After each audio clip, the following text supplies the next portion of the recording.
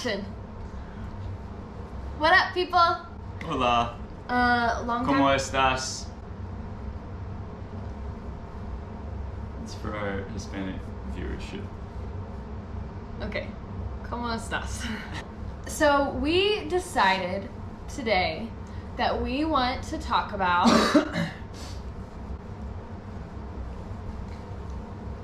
we Continue. want to talk about our relationship. Like we need to say it at the same time. Our relationship. This is the story of The us. story of I feel us. like we need to say it at the same time. 1, 2, 3. The story of us. So it is how when we met. Well, our relationship started like the story of our dating relationship and how we got to be where we are today. Married for 4 of years. marriage. Yes. We're nailing it. Nailing it. We are in sync. All right. So, we met in high school. I had never dated anyone. I had several friends who had dated multiple people, and they always got their heart broken. And I just thought, I don't want to do that. That's awful. I don't want to get my heart broken. What's the point? What's the point? And so I decided that I was not going to waste my time, and I was going to wait to date in college because that made the most sense. Which honestly, I would still encourage for the most part.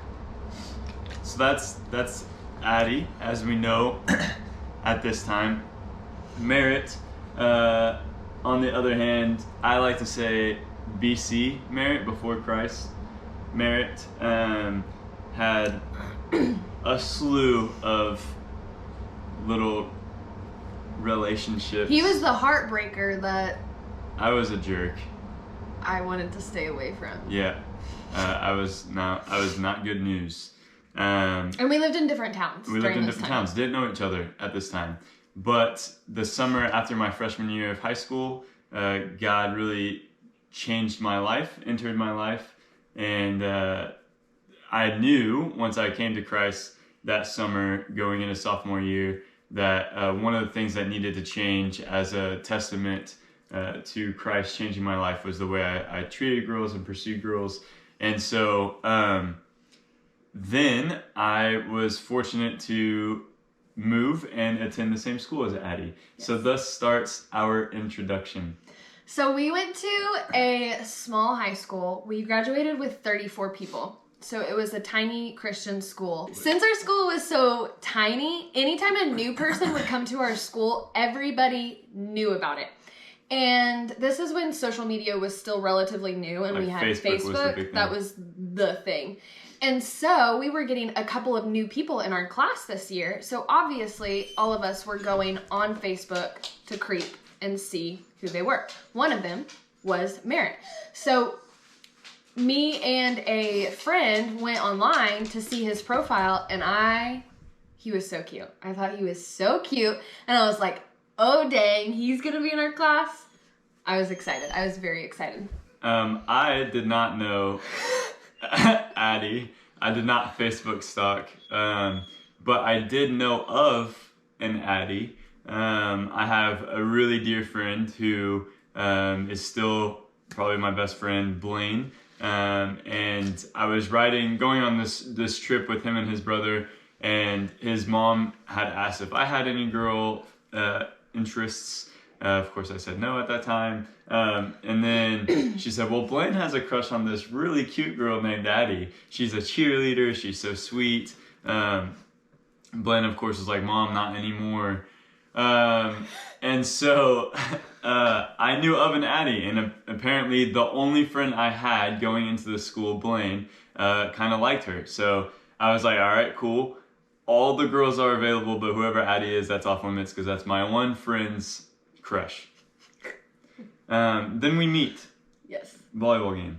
A volleyball game. Yes. Before school, we had our first volleyball game. Our first volleyball game was always right before school started, and so he came along to watch. And so I remember talking to you. Yeah, so that's the thing, because I went in with this frame of mind that like whoever Addie is, she's off limits type of thing. I do remember this. I remember when we met thinking, dang, Blaine has good taste. Like, she's very pretty. But thinking, I better not talk to her much because I'm a bit of a flirt. And just so I kind of like, well, I thought you were really cute, was like, can't, off limits. like, I gotta keep a distance type of thing. Yeah. Um, And I still was like, I'm not dating. So it was also like, okay, yeah, I think he's really cute, but there's only 33 other people in our class. So of course I'm going to talk to him and be friends with him because everybody knows everybody.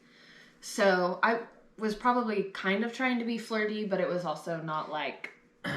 She says she still remembers the first thing I was wearing when she first met me. When I first saw you. Oh, first saw me. Not when we Not first met. talked. When she saw me, because she When I saw stopped. you. I thought it was really...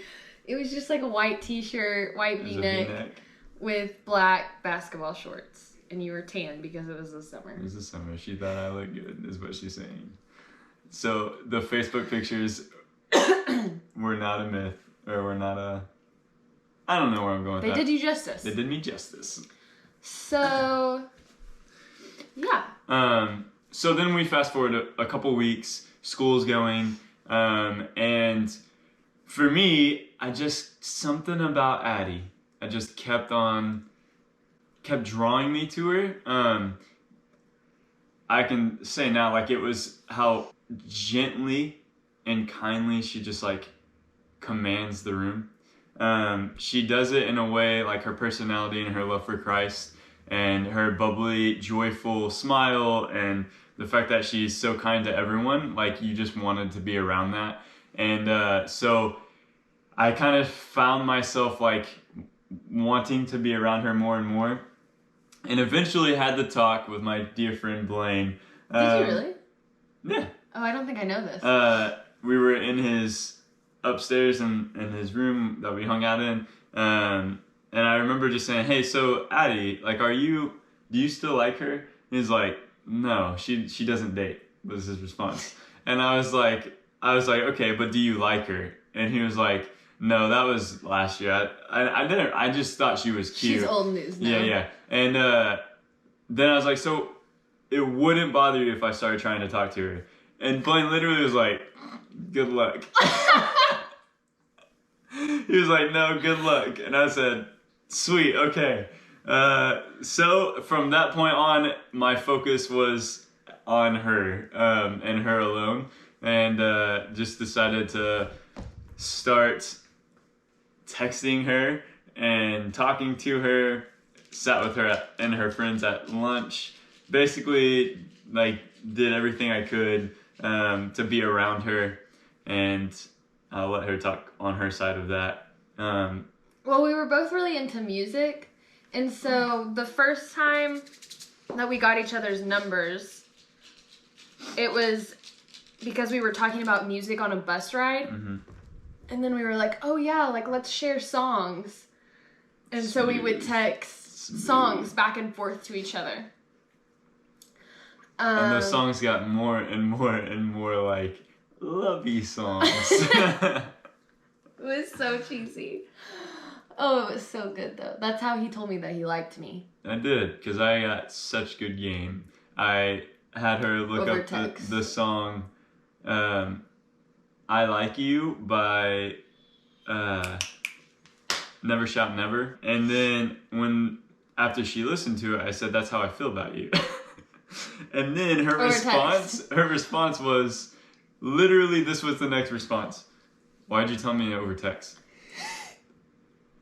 She played so hard to get on those things. Like, it wasn't like, aw, it wasn't, I like you too. It was, why'd you tell me over text?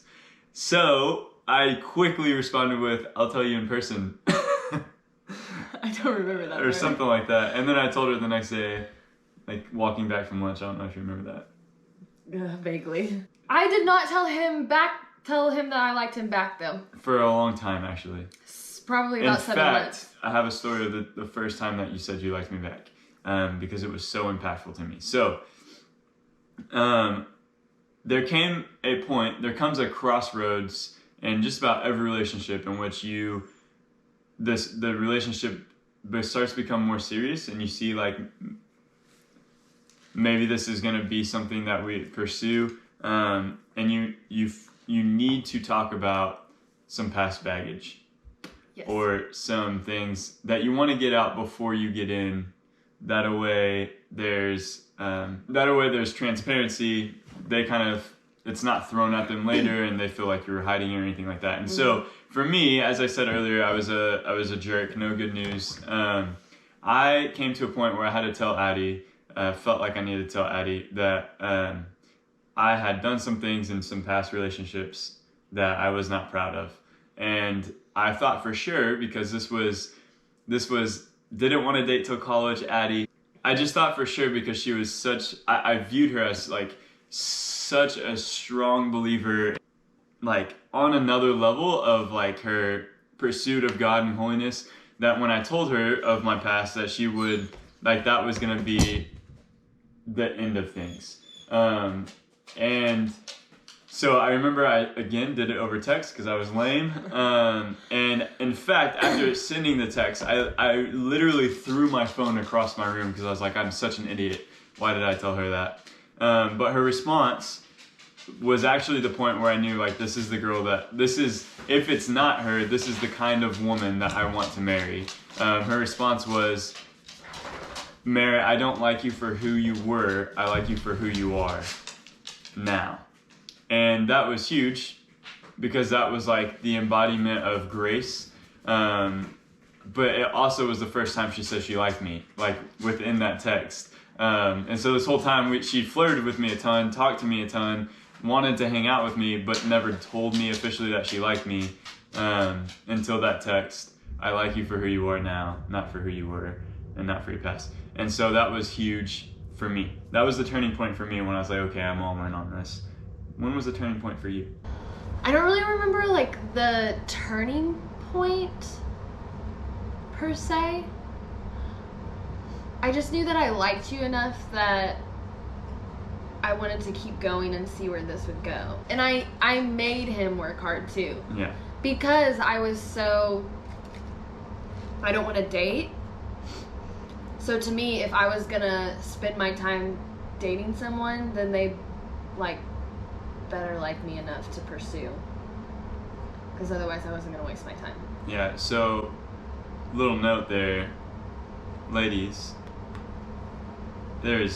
I encourage you, make them work for it. Like, don't just date a guy because they're cute and it's gonna make your social status go up in school, or make you feel better about yourself. Like, one, you are incredible, beautiful, created in the image of God, and absolutely perfect in that. And so you don't need a guy to affirm you because Jesus died for you to affirm you. And then two, most guys, and myself included, even in this time, I did do a lot of really sweet things, and I really did do, I think, like an incredible job of pursuing you. But I was also still stupid. Like, I still, in our relationship, did some stupid things. Boys are just dumb. And you want to date someone that is mature and gonna treat you right, not a boy. You want to date someone that's trying to become a man. And so, yeah. Yep, for sure. If any of my little homegirls are watching this, take that to heart. Take it to heart. So, we officially started dating in April. So, yeah, that was 8 months into us, like, from the beginning of school to... So, and we basically were dating during this, towards the end of that, like... Yeah.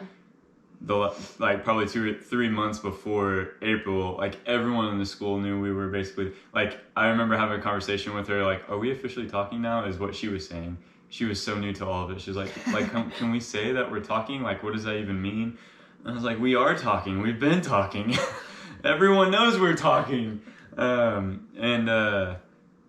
So anyways, she actually asked me to be her boyfriend. I did.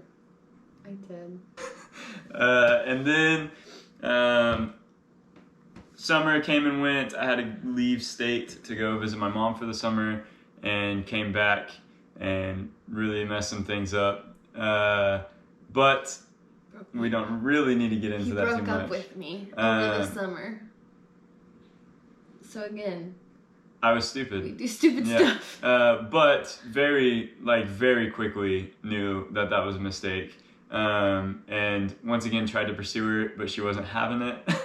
And the good thing was I was always really good to you. I just honestly what it was over the summer I did not do a good job getting my time with the Lord, and was completely distracted by other things, and lost sight of how why I wanted to treat girls differently than I had in the past. And that just comes with being a baby in Christ. It's very easy to fall back into old habits, and that's why it's so important to continually be sanctified by the Spirit, by getting into Scripture, by praying, by being in church. Over the summer I wasn't in church, and so it just showed a weakness in my spiritual walk led to me making some foolish decisions.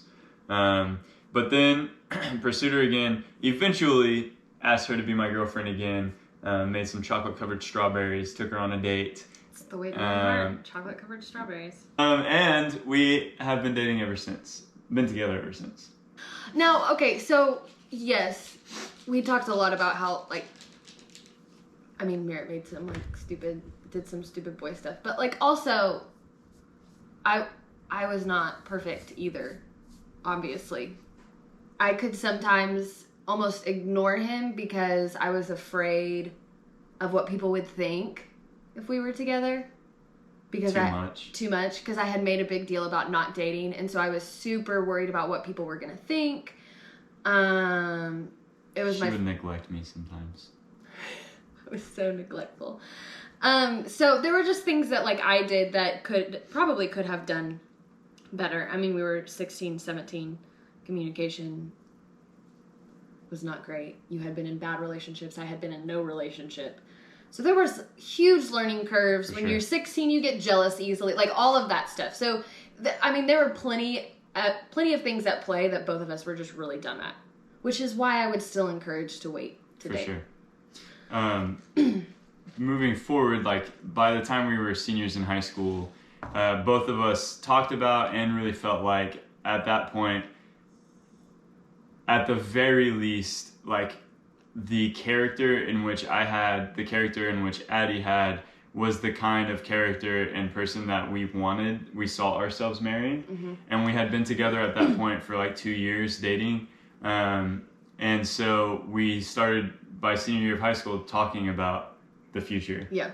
Talking about where we were going to go to college, what that would look like. Would we go to the same college? If we didn't, how would we keep our relationship going? Yeah. And and what we wanted our life to look like moving forward. And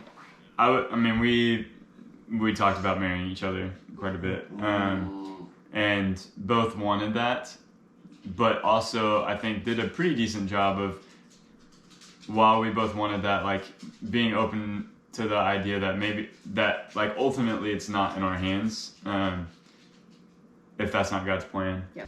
We are back. We're magic, and we change our clothes just like that. No, our camera died. Yes, our camera died, and then because he had to go on a run, and then we had youth, we were not able to record yesterday. Finish recording. And so we had to wait until today, Monday, and that is why we are dressed differently. We were talking about soulmates. She was. I was. She don't believe in them. You don't either. I don't either. We don't believe in them. We don't believe in soulmates. Love is something that you have to work at, and you have to learn how to do. It's not something that comes naturally with a sinful nature. And so, both of us are cool with knowing the other one isn't the soulmate. We embrace the fact that we have to learn how to be better at loving one another. Yeah. And if at any point during our relationship we would have broken up and not gotten back together, I think it would have been like, okay. Yeah. We just... The good thing is, like we said, because we tried our best to honor God, like there was never going to be, if we broke up and didn't get back together, one of us was going to be wounded. Yeah, unless one of us did do something stupid. But, yeah. But overall, it was just we were willing to work on our relationship. But moving forward. Yes, moving forward. Senior year, we talked a lot about getting married, talked about the future, and we kind of had like a decent idea of what things were going to look like. And then God had a different plan for Addie and myself. So, in March, on his birthday. On my birthday, March 10th. March 10th, I was diagnosed with Hodgkin's lymphoma, which is a form of cancer. Happy birthday. It's a really good birthday gift. I highly recommend. And so from there, I had to start receiving chemotherapy treatments and things like that. But the doctors told me that it was supposed to be like an easy cancer. So they were like, once you're done with this particular chemotherapy, then you'll be good to go. So we were all pretty optimistic. Optimistic. I did try and break up with you, though. Several times. Well, during that time, it was just once. She thought she was unnecessary baggage. Yes, I thought I was too much Which baggage. was absurd. Anyways, I didn't let her break up with me. I tried. It didn't work. So during that time, we were finishing school. He would come and visit me. In college? Is that what we're talking about? Or No. senior year still? Senior year still, Okay. and into the summer. Senior. You would come and visit me during like my chemotherapy sessions, Yep. or I would typically take like a couple days off from school to recover after chemo, and you would. There were a couple times you skipped school to come and hang out with me. See, I don't remember that. I do remember you. There was one day you called me in like the middle of the day, and you're like, "Hey, I'm on my way over," and I was like, "It's the middle of school," and you were like, "Yeah, I just checked out." Huh.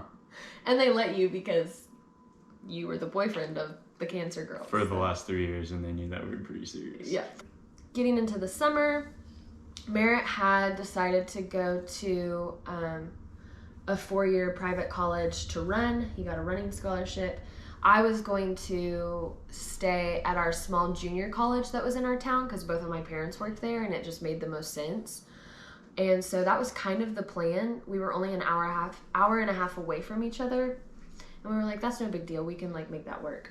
However, in July, when I went to have my last scan done to confirm that the cancer was gone, the cancer was not gone at all, like hardly at all. And so they decided that it would be best for me to go to MD Anderson because they would be able to further help me there. I couldn't get really any more help here in Oklahoma. So that is what we did. We decided I was still going to go to school when I could because I just wanted like a normal life. But we were going to have to be traveling back and forth from MD Anderson so that I could receive my treatments and things like that. Yeah, that was rough for a number of reasons. One, it was the first time that we were really apart since we'd been dating, because we went to the same school and lived in the same town, and now we're in different towns. Even putting like the cancer stuff aside, and didn't get to see each other even a fraction of the amount that we used to. Then you add the stress of like it wasn't normal. And we couldn't have a normal relationship because most of our conversation, it felt like, was like talking about the elephant in the room of cancer and what that means, and having to talk about things like really tough discussions you don't want to have at 19 and 20. And through all of that, I'll say, like, with the blessing of her eventually beating cancer, and being cancer free, the fact that we'd gone through that already, it was like so affirming that it was time to get married, or at least like that was who we were gonna marry, because it was hard. Yeah. Like, it was hard, and we didn't have to. We were just dating. It wasn't like I tried to break up with him 2 more times. It wasn't like we were engaged or married and had a commitment. It was just dating. And so the fact that we like went through all that while we were dating, it was like a no-brainer of like, we're gonna be able to make it through anything. Yeah, if we can do that, we can do Yeah. anything. So at the end of sophomore year that summer, we interned at the same church together. And that summer, I popped the question. I just remember Addie wasn't feeling good that day and almost ruined the whole thing. I did. I had a mad sinus infection. I spent the whole day prepping because it was a scavenger hunt. It was so cute. It was awesome. Every single significant place in our relationship, and there was a letter that like explained why this was a place that we went, just a quick memory of what the significance of it was, and then a riddle to find the next one. So there's like 5 different clues and destinations we went to, and eventually we went to a place where she was blindfolded, her family was there, friends were there. When we unblindfolded her, she was sitting in a chair. All the friends and family were in the back, and she had no clue they were there. And she watched a little video that my friend and I had made. And then I proposed to her, and after she said yes, everyone went nuts in the back. So then she realized people were there. It was really cute, but all of that almost got ruined because she was texting me the whole day. But felt terrible. Like, if I get a sinus infection, I get pretty bad sinus infections. I couldn't even put my contacts in that day. So all of my pictures, I have my glasses on, which I don't really like. Yeah, same. Yeah. Our engagement pictures aren't very good. No, not at all. Not like the professional photographer, but like when we got engaged. Yeah. Then we go to school. I stopped running my junior year because I was going to have to pay bills. And so I got a job, worked full time, and also did 18 hours. That was a grind. In order to graduate on time, I changed my major the second semester of my sophomore year. And so they were like, well, you're going to have to take a 5th year. And I was like, well, that's not an option. I don't want to pay for this school. And they said, basically it worked out to where I could graduate on time if I took 18 credit hours and a few summer classes for the rest of college. So the final 2 years, I had to take 18 credit hours every semester and needed to do 2 summer classes. I ended up failing those 2 summer classes and ended up taking like 21 credit hours my second to last semester, my first semester of my senior year, while working for full time. So our first year of marriage was awful. The worst. She was going through things. I'll let her talk about that in a second. I was never home and busy and stressed to the max with work and financial situations and working out grants and scholarships that would pay for the rest of school. So we didn't have to use our money on the school. And then on top of that, trying to be as patient and sweet and kind to her as I could with what she was going through. Yes, so post-cancer was actually really difficult for me because during cancer, I was just in survival mode of like trying to get through, get my chemo treatment, and like do what I needed to do to survive. So then post-cancer is kind of when all of those emotions came flooding back. And like the reality of what I had been through, because there was a point where we didn't know if I was going to live. And so over the next couple of years, I was having to deal with all of those post emotions. It truly was PTSD. And so our first year of marriage was when I really started facing them, and I started having social anxiety. I was having panic attacks. I was depressed, and I had never dealt with any of that before. I was like the person that could walk into the room and become friends with everybody instantly, and could lead conversations, and I couldn't even walk into the room. Yeah. And so that was awful. I ended up dropping out of school, and it was so bad. I was terrified to get a job. Like it was so bad. It was so bad. So I had to start having counseling again and get on some medicine. Yeah. Yeah, it was rough. It was rough. We really like to not think about that year, to be honest. And it was just such an unfortunate. That's the way we started our marriage. Was the first year. It was so. It was so bad. But again, if we can do that, we can do anything. Like I thought, yeah, crazy. Okay, so moving forward, graduate and we move back to Enid, our hometown. Addie does have a job at this point and is getting better through the counseling and things.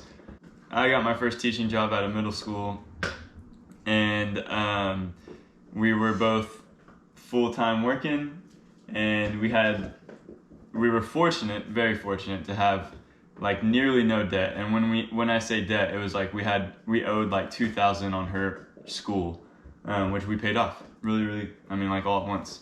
So I had like no debt, 2 full-time jobs, and we're just grinding. We're a part raking of our in the money. Yeah, we thought we were raking in the money.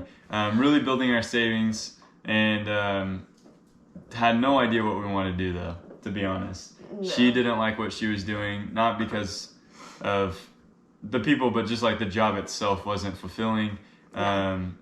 We didn't know whether or not Enid was going to be where we stayed, so we were uncertain about some things, and we're praying about trying to find a ministry job, and Addie started sending out her resume to like different states. I literally just wrote one up and then wrote a little letter, and every time I found a church to send it to, I would just type the name of that church in, and I sent one to California. I think I sent Alabama. 2 into California, Georgia, a couple in Oklahoma, like everywhere. And no one responded. But God had a plan, and at the end of that year, we got connected with our now church family here in Moore, and because we were able to put a lot of money in the savings that season of both of us working full time and stuff like that, we were able to buy our first home and transition from Enid to Moore. I got another teaching job at an elementary school, and that is where we're at now. We are co-youth pastoring a youth group in the church, and marriage is a lot easier than it used to be. Yes, I agree. It is a lot easier. And that's not to say like we don't have things that are difficult. For sure, because we still have seasons and times where we have like difficult talks about things that have hurt one of us, or something that's built up, or like our finances. We don't have as much money as we did, so like we have moments that are more difficult than others. So here we are doing this YouTube channel. Yeah, we feel like we have a fairly unique story, one that we would love for it to be a testimony to people in whatever way that God decides that is. So if watching this you have any questions or any thoughts, please don't hesitate to comment. Yeah. I know it's not like we have a huge viewership, but we would love for it to grow and for us to be able to have a community within the channel and it not just be like pointless videos, you know? Like we want this channel to have a purpose. Yeah. So definitely, if you want to comment. I mean, we feel like our relationship is a testimony to God's goodness, grace, and faithfulness. Yes. Because we wouldn't be together and where we're at if it weren't for us relying on God. Yeah. And being able to see how God got us through things. Yeah. Yeah. So, if you have any questions, comment, and maybe we'll do another video where we answer questions. Yes, we'd love about that. our That'd be fun. relationship. Yeah. All right. Peace up, A-Town down.